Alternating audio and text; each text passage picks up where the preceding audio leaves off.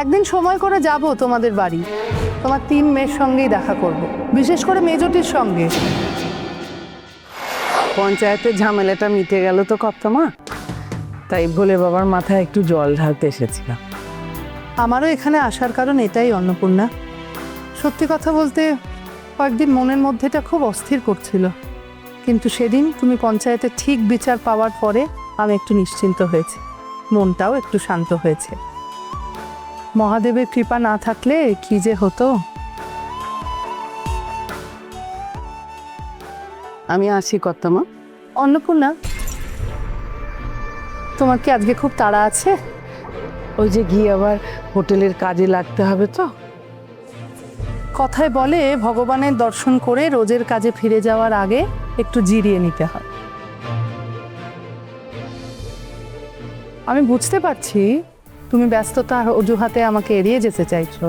না না কর্তামা, আমি বুঝি, কিন্তু তবু তুমি যদি একটু বসে যাও তাহলে আমার খুব ভালো লাগবে।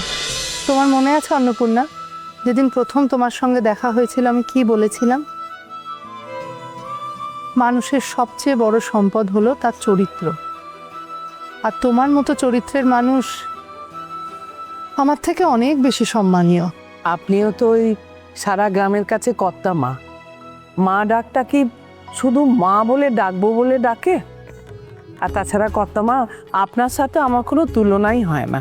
কারো অনুপস্থিতিতে মানুষ যখন তার সম্পর্কে ভালো কথা বলে না অন্নপূর্ণা, তখন বুঝতে হবে সে সত্যিই সম্মানী। আমি সে ব্যাপারে একেবারে গরিব।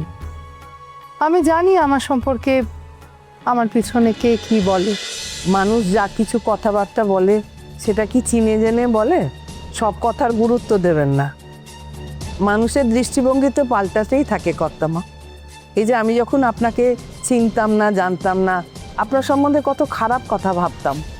আমার কিন্তু মনে হয় তুমি এখনো আমাকে ঠিকমতো চেনোনি অন্নপূর্ণা। তুমি যদি আমার সঙ্গে আরেকটু কথা বলো, দুদিন মেলামেশা করো, তাহলে হয়তো আমার সম্পর্কে তোমার দৃষ্টিভঙ্গিটা পুরো পাল্টে যাবে। আসলে কি জানো তো অন্নপূর্ণা, মানুষকে বিপদে আপদে প্রয়োজনে টাকা ধার দিই তো তারা ইচ্ছে করে সেই টাকা ফেরত দেয় না, মিথ্যে কথা বলে ঘোরায়। তাই আমাকে জোর জবরদস্তি টাকা উসুল করতে হয়। কিন্তু যারা কথা দেয় তারা কথা রাখেও। মানুষের কথা আর বিশ্বাস, এই দুটোই তো আসল। বাড়িতে সব ঠিক আছে তো অন্নপূর্ণা? হ্যাঁ। আর তোমার মেজো মেয়ে?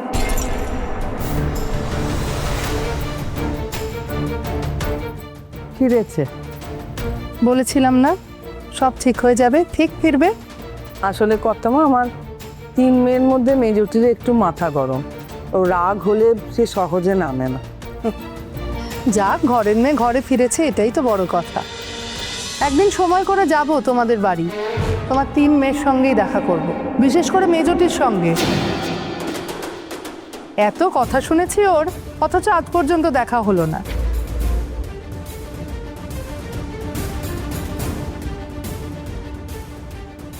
আমার রাগকেও তো মানুষ ভয় ঠয় পায়।